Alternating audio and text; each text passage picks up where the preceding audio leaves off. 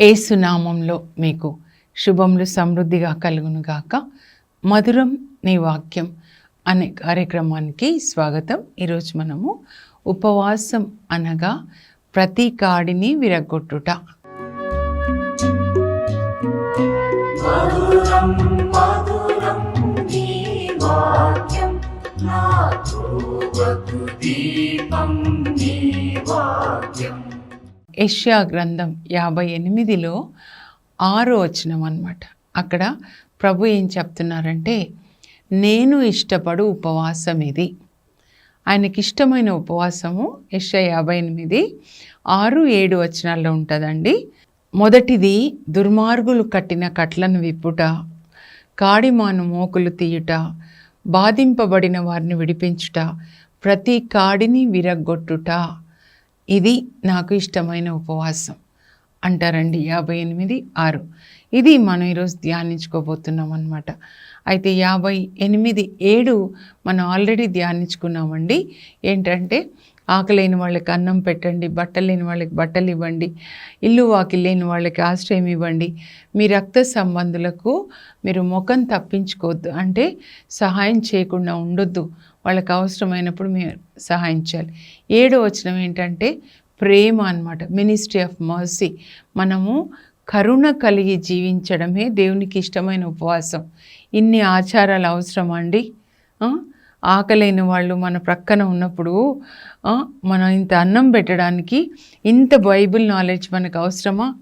ఒక రోగికి సహాయం చేయడానికి మంచి సమరయుడు దారి ప్రక్కన కొన ఊపిరితో ఉన్న వ్యక్తికి సాయం చేస్తాడు.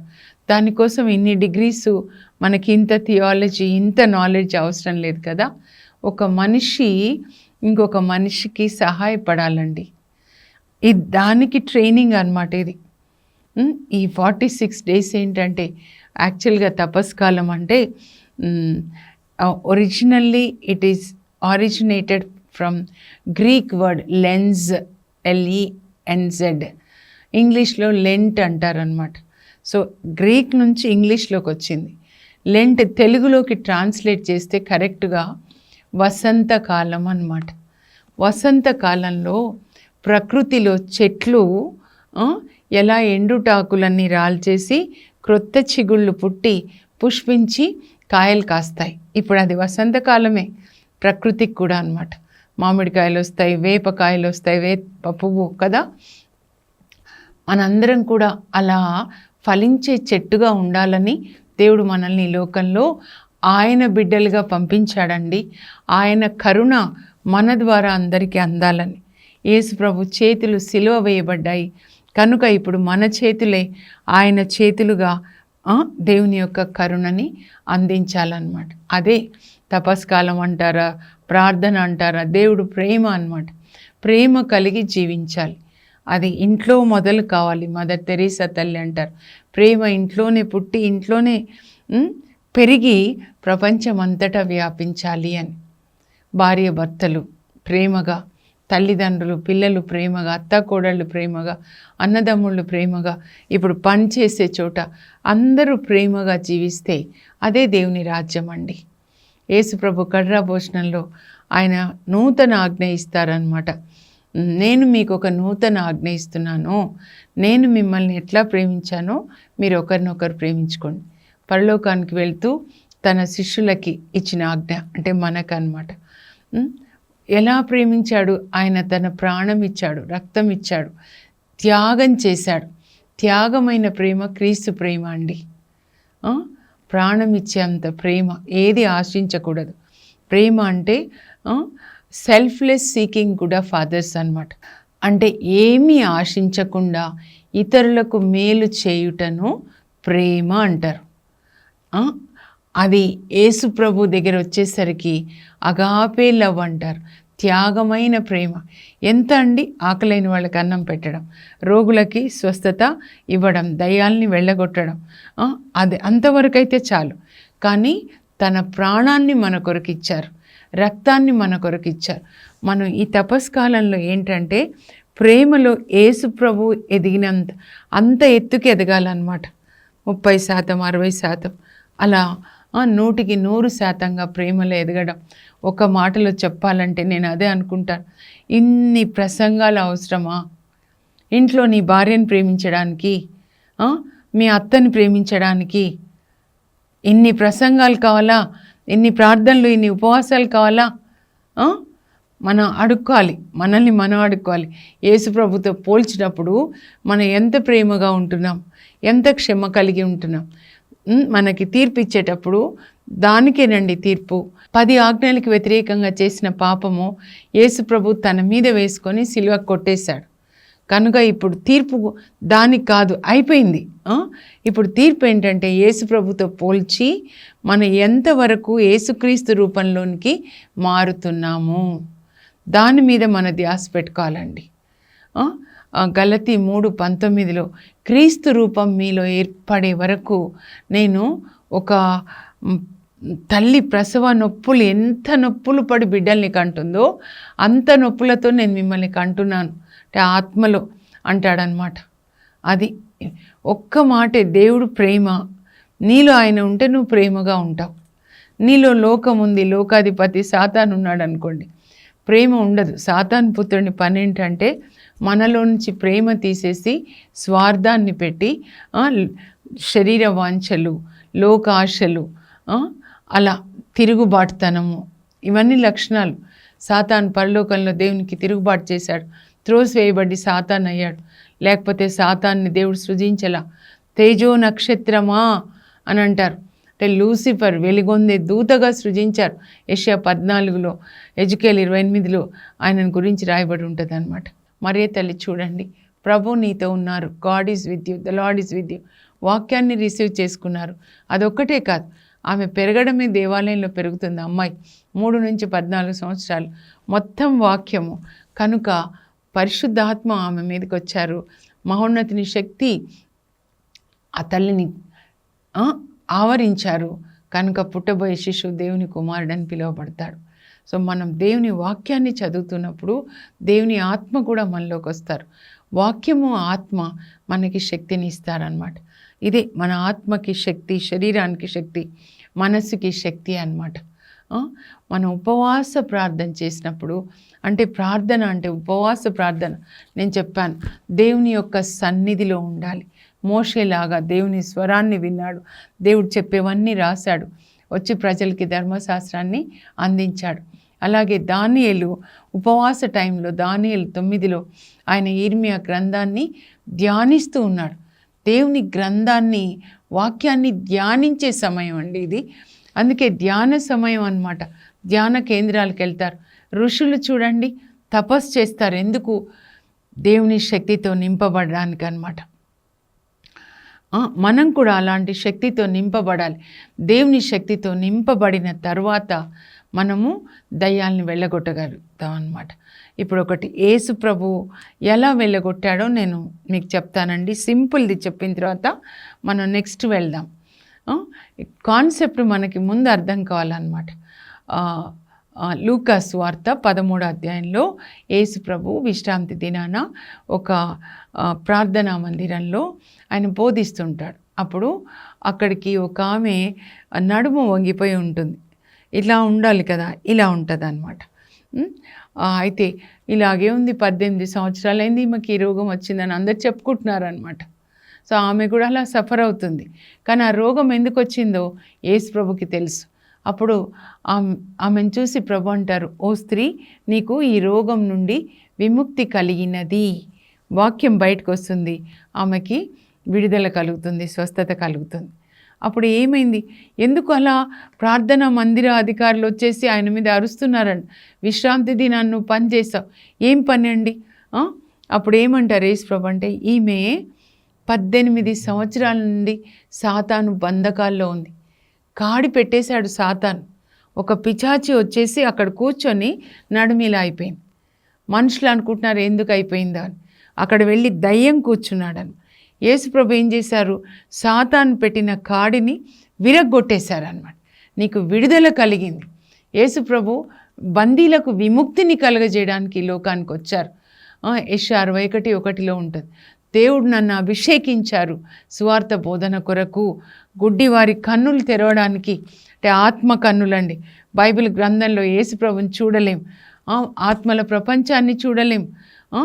అందుకొరకు గుడ్డివారి కన్నులు తెరవడానికి, చెరలో ఉన్న వారిని విడిపించడానికి, బందీలకు విముక్తి కలుగునని ప్రకటించడానికి, అనుగ్రహ వస్త్రాన్ని ప్రకటించడానికి ఆయన నన్ను తన ఆత్మతో అభిషేకించారు. మనల్ని కూడా అందుకొరకే అభిషేకిస్తారండి. ఇప్పుడు మన అభిషేకం పొందే టైం. దేవుని యొక్క వాక్యాన్ని మనం ధ్యానిస్తూ ఉన్నప్పుడు పరిశుద్ధాత్మ మనకి ధ్యానించేటప్పుడు ఆయనే వాక్యంలో ఉన్న మర్మాల్ని వివరిస్తారండి. ఆమెకి విడుదల కలుగుతుంది. అంటే సాతాను పెట్టిన కాడిని యేసు ప్రభు విరగొట్టాడనమాట. సో ప్రతి కాడిని మనం విరగొట్టాలి. అభిషేకం కాడిని విరగొడుతుంది అని యెషయా 10:27లో ఉంటుందండి. దేవుని యొక్క ఆత్మ, అభిషేకం అంటే దేవుని శక్తి, దేవుని యొక్క ఆత్మతోనే మనము దయ్యాల్ని వెళ్ళగొట్టగలుగుతాం అన్నమాట. అలాగే యెషయా 9లో కూడా ఉంటుంది. 9:2లో ఏముంటుందంటే అది కూడా యేసు ప్రభు గురించి యెషయా ప్రవచిస్తాడండి. చీకటిలో ఉన్న జనులు గొప్ప వెలుగుని చూశారు, మరణ ఛాయలో నివసించు వారి మీద జ్యోతి ప్రకాశించింది. నీవు వారి మెడ మీద ఉన్న కాడిని విరగొట్టావు. యేసు ప్రభు ఇది చేస్తాడని యెషయా ముందే ప్రకటిస్తాడండి, ప్రవచిస్తాడనమాట. 740 సంవత్సరాల క్రితమే, క్రీస్తు పూర్వం, మనకొక శిశువు జన్మించాడు, మనమొక కుమారుని బడసితిమి, ఆయన రాజ్య భారం వహిస్తాడు. మన భారం వహించి సాతాను పెట్టిన కాడి నుంచి మనకు విడుదలనిస్తాడనమాట. అలాగే మార్కు 5లో కూడా చూస్తాం మనం. చూడండి, గెరాసేన్ల ప్రాంతంలో ఒక వ్యక్తిలో 6,000 దయ్యాలండి. ఎంత భయంకరమైన పరిస్థితి అంటే బట్టలు లేకుండా సమాధుల్లో తిరుగుతూ అరుస్తూ ఉన్నాడు, రాళ్లతో తనను తాను గాయపరుచుకుంటున్నాడు అనమాట. ఎవరు అలా చేయరు కదా. ఎంత దయనీయమైన పరిస్థితి. ఊరు వాళ్ళు ఎవరు పట్టించుకోవట్లా, ఎవరికేం పట్టట్లేదు. కానీ యేసు ప్రభు వస్తారండి. ఒక్కరే కఫర్నహూం నుండి గలిలయ సరస్సులో ప్రయాణం చేసి పడవలో ఆయన ఒక్కరుగా సమాధుల దగ్గరికి వెళ్తారు. తప్పిపోయిన దాన్ని వెతికి రక్షించడానికి వచ్చారండి యేసు ప్రభు. ఆయన ప్రేమ హృదయము ఎవరికి అర్థమవుతుంది? బట్టలు తీసుకొని మళ్ళా వచ్చారనమాట. వచ్చి ఆయనలో ఉన్న దయ్యాల్ని గద్దిస్తే, నీ పేరేంటి అంటే, నేను దళము అంటాడు, సేన అంటే లీజన్, అంటే 6,000 అనమాట.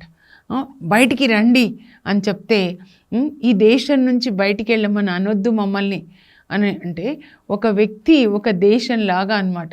ఎందుకంటే దేవుని వాక్యం లేదండి. దయ్యాలు నిలయమైపోయింది, దొంగల గుహ. అయితే అవి కూడా ప్రార్థిస్తాయి జీసస్ని, పోనీ బయటికి రమ్మంటే ఆ పందుల్లోకి వెళ్ళడానికి మాకు అనుమతి ఇవ్వండి, అట్లాగే వెళ్ళిపోండి అంటాడు. సో 6,000 వచ్చేసి 2,000 పందుల్లోకి వెళ్తే అవి నీళ్ళలో, అయ్యో ఈ దయ్యాల్ని మోసే కంటే చస్తే మేలని అవి నీళ్ళలో పడి చచ్చిపోతాయి. కానీ యేసు ప్రభు ఆయన ఎప్పుడైతే బాగుపడతాడో సెన్సెస్లోకి వస్తాడు, తను ఎలా ఉన్నాడని. అప్పుడు ఎంత ప్రేమగా, ఎన్ని దెబ్బలు, ఎన్ని గాయాలు పరుచుకున్నాడు, రాళ్లతో కొట్టుకొని. ఎంత బాధపడి ఉంటారు. మంచి సమరీయుడు యేసు ప్రభు. గాయాలకి కట్టు కట్టి బట్టలు తొడుగుతున్నారు, ఒక తల్లి పసిబిడ్డకి బట్టలు తొడిగినట్లుగా. ప్రజలు వచ్చేసరికి చక్కగా వస్త్రాలు వేసుకొని ఉంటాడనమాట. నేను మీతో వస్తా అంటే, వద్దు వద్దయ్యా, దేవుడు చేసిన గొప్ప పనిని నువ్వు వెళ్ళి అందరికీ చెప్పు. ఇప్పుడు మనం ఆ పని చేయాలండి. నేను లోకానికి వెలుగుగా ఇలా ఉన్నాను, చీకటిలో సాతాను బంధకాల్లో ఉన్న వాళ్ళని వెలుగులోకి తీసుకొచ్చాను, ఇప్పుడు మీరు ఆ వెలుగు అంటున్నారు. అప్పుడు మనము ఆ శక్తిని పొందాలి కదండి, దేవుని యొక్క శక్తిని పొందాలి. యేసు ప్రభు శిష్యులు ఆయనతో 3.5 సంవత్సరాలు జీవిస్తారు. ఆయన వాక్యాన్ని వింటారు, హృదయం నిండా వాక్యం. తర్వాత ఆయన పరలోకానికి వెళ్ళి తండ్రికి తన రక్తాన్ని ఇచ్చి మన పాపాలకి పరిహారంగా, తర్వాత పరిశుద్ధాత్మ కొరకు ప్రార్థించి తండ్రి నుంచి పొంది మేడ పైగదిలో ప్రార్థిస్తున్నారు వాళ్ళు. పరిశుద్ధాత్మ కొరకు అందరి మీద పరిశుద్ధాత్మని కుమ్మరిస్తారు.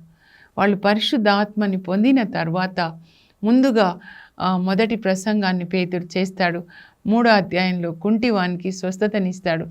ఇంకా 8వ అధ్యాయానికి వచ్చినట్లయితే, ఎందుకంటే 7లో సౌలు చాలా ప్లాన్ చేసి చాలామంది క్రైస్తవుల్ని చంపిస్తున్నాడు. అలా ప్లాన్ చేసి స్టీఫెన్ని కూడా చంపిస్తాడనమాట. రాళ్లతో కొట్టి చంపిస్తాడు. అప్పుడు ఇంక అందరినీ హింసిస్తుంటే వాళ్ళు యెరూషలేంలో ఉండలేక విశ్వాసులు యెరూషలేంని విడిచిపెట్టి యూదయ, సమరియా అలా చెల్లాచెదరైపోతారనమాట.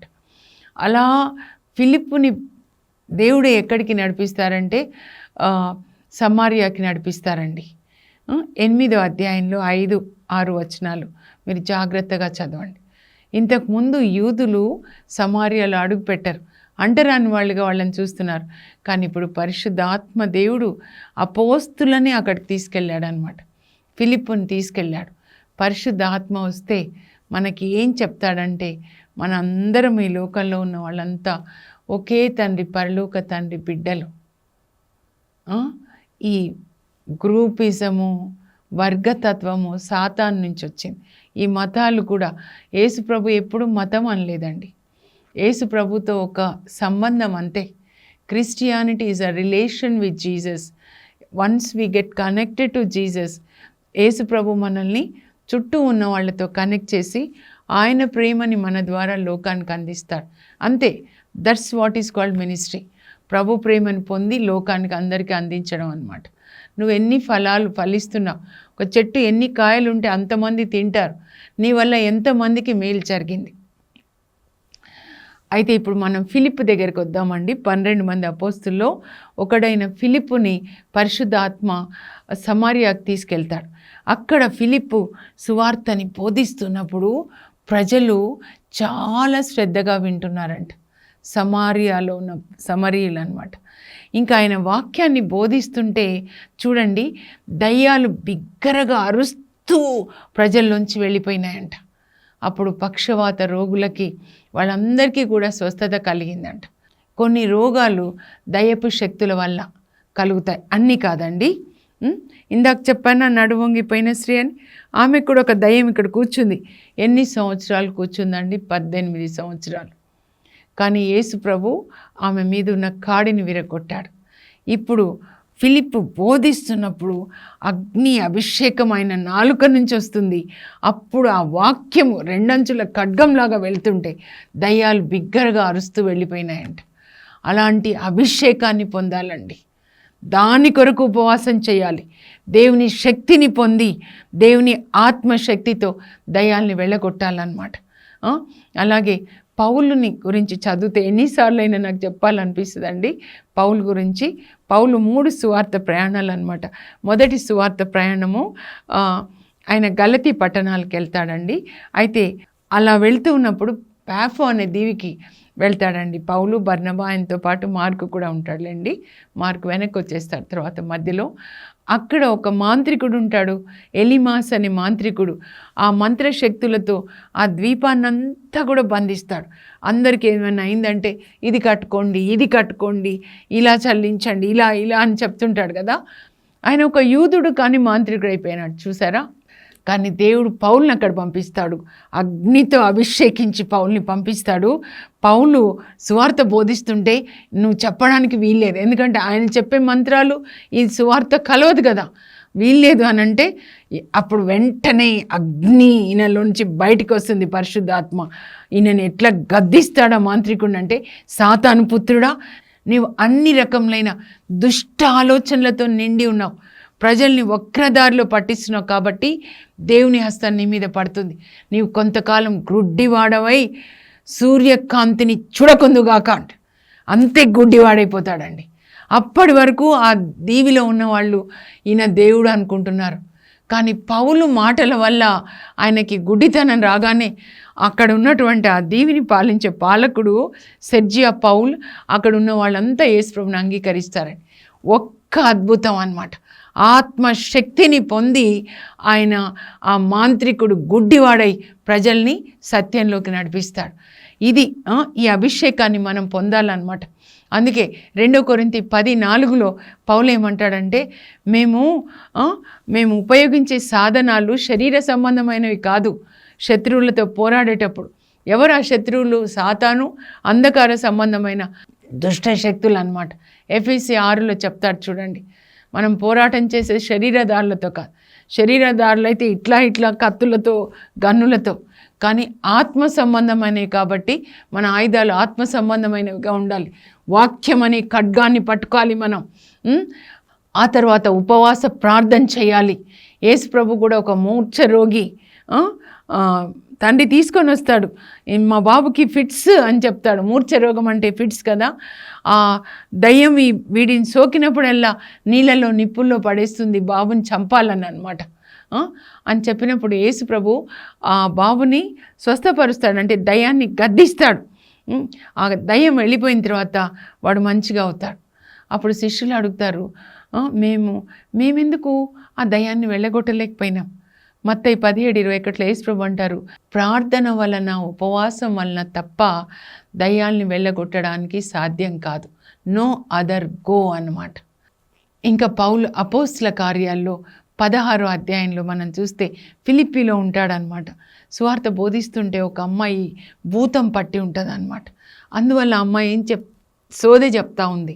అప్పుడు సోదె చెప్పించుకోవడానికి వచ్చిన వాళ్ళందరూ డబ్బులు వేస్తున్నారు. అక్కడ ఒక డబ్బులు పెట్టే ఉంటుంది అనమాట. నాకెప్పుడు పెళ్ళి అవుతుంది, నేను ఎప్పుడు ఇల్లు కట్టుకుంటా, నాకెప్పుడు ఉద్యోగాలు వస్తాయి, అలా అనమాట. అయితే ఇంకా అమ్మాయి పౌలు సిలాసులు అలా వెళ్తుంటే వెనకాల పడి అరుస్తుంది, వీళ్ళు మహోన్నతుడైన ఆ దేవుని సేవకులు, మీరు ఎలా రక్షించబడాలో వీళ్ళు మీకు చెప్తారు. కరెక్ట్గానే మాట్లాడుతుంది అనమాట దయ్యం. కరెక్ట్గా వాళ్ళకి తెలుసు మన అనాయింటింగ్ లెవెల్ దేవునికి తెలుసు, తర్వాత ఎవరికి తెలుస్తుందా? సాతానికి తెలుస్తుంది మన ఏ లెవెల్లో ఉన్నామో అన్నమాట. అప్పుడు రోజు ఇట్లా ఏంటి అమ్మాయి అరుస్తుందని పౌలు ఆమె వైపు చూసినప్పుడు లోపల నుంచి దయ్యం చూస్తూ ఉంటుంది. ఇక్కడ కళ్ళల్లోంచి చూస్తూ ఉంటుందండి దయ్యం. ఇలా ఆ కళ్ళ ద్వారానే మాట్లాడుతూ ఉంటుంది అన్నమాట. అప్పుడు పౌలు అంటాడు, యేసు క్రీస్తు నామంలో ఈ అమ్మాయి నుండి బయటికి రమ్మని ఆజ్ఞాపిస్తున్నాను. అప్పుడు ఆ దయ్యం వెళ్ళిపోతుంది. అప్పుడు ఆ అమ్మాయి సోది చెప్పలేదు కాబట్టి ఆయనకి, ఆ అమ్మాయి యజమానుడికి ఇంకా ఆదాయం లేదు కాబట్టి వీళ్ళని జైల్లో పెట్టిస్తాడనమాట. అట్లా ఏలియా కూడా 450 మంది బాలు ప్రవక్తలంటే వాళ్ళ మాంత్రిక శక్తిని బంధిస్తాడండి. బలవంతుణ్ణి బంధించిననే తప్ప సామాగ్రిని దోచుకోజాలరు. ఒక ప్లేస్లోకి మీరు వెళ్ళినప్పుడు అక్కడ ఉన్నటువంటి ఆ ప్రిన్స్ డీమన్, ఆ ప్లేస్లో ఉన్న ఆ ప్రిన్స్ డీమన్ని బంధించిననే తప్ప ఆత్మల్ని సంపాదించలేమన్నమాట. ఆ బంధించి అప్పుడు ఇజ్రాయేల్ ప్రజలందరినీ కూడా దేవుని వైపు తిప్పుతాడు. అందుకే యేసు ప్రభు అలా అంటారనమాట. ఇంకా ఎలీషాని చూస్తే కూడా ఆ సిరియా సైన్యం వస్తుందండి, ఆయనను బంధించాలని. 2వ రాజులు 6వ అధ్యాయం మీరు చదివితే దేవుడు ఆయన చుట్టూ అగ్ని రథాలని పంపిస్తాడు, స్పెషల్ ప్రొటెక్షన్ దైవజనులకు అనమాట. అప్పుడు వాళ్ళందరికీ ఆయన ఏమంటాడంటే, ఎలీషా ప్రభా వీళ్ళకి కన్నులు పోయేలాగా చేయి, సిరియా సైన్యం అందరికీ కన్నులు పోతాయన్నమాట. మనం కూడా అలా ప్రార్థించాలి. సాతాను సైన్యంకి గుడ్డితనం వచ్చునుగాక. వాళ్ళు ఒకరిని ప్రభా వాళ్ళని ఒకరితో ఒకరిని మోది చంపండి.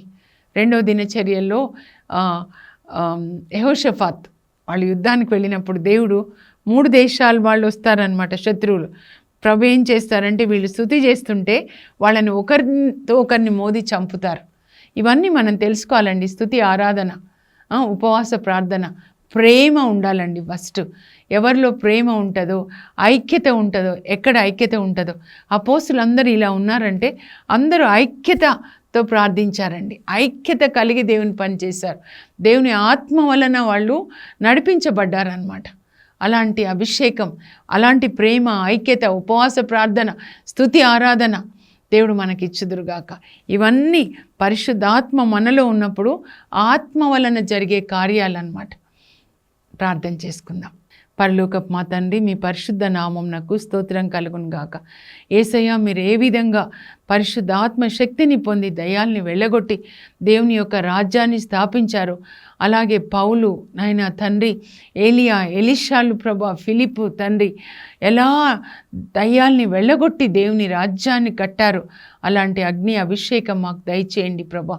వాక్యాన్ని ధ్యానించుకోవాలి ప్రభా తండ్రి, ధ్యానించిన దాన్ని పాటించాలి. పరిశుద్ధాత్మ శక్తి చేత మీ రాజ్యాన్ని స్థాపించాలి. ఒక్కొక్కరిలో ఈ దినంన నేను మీకు రాజ్యముల మీద, జాతుల మీద అధికారాన్ని ఇస్తున్నాను. వాటిని పెళ్ళగించడానికి, ద్రోయడానికి, పడగొట్టడానికి, పునర్నిర్మించడానికి. ఒక్కొక్కరిలో సాతాను రాజ్యాన్ని కూలద్రోసి దేవుని రాజ్యాన్ని కట్టడానికి ప్రభా మీరు ఏలియాలని, పౌలుని, ప్రభా అపోస్తులని, మీరు ఎలీషా లాంటి ప్రవక్తల్ని అభిషేకించండి, లేవనెత్తండి. పరలోకం తెరవబడే అగ్ని అభిషేకం, ఏలియా ఎలీషాల అభిషేకం, మోషే అభిషేకం, ప్రభా అపోస్తుల అభిషేకం, పౌల అభిషేకం మా మీదికి దిగొచ్చును గాక. యేసు నామంలో అడుగుచున్నాం తండ్రి, ఆమేన్. ఇదండి ఉపవాసం అంటే. దేవుని ఆత్మశక్తితో నింపబడి దయ్యాల రాజ్యాన్ని కూలద్రోయడం. God bless you. Have a blessed day.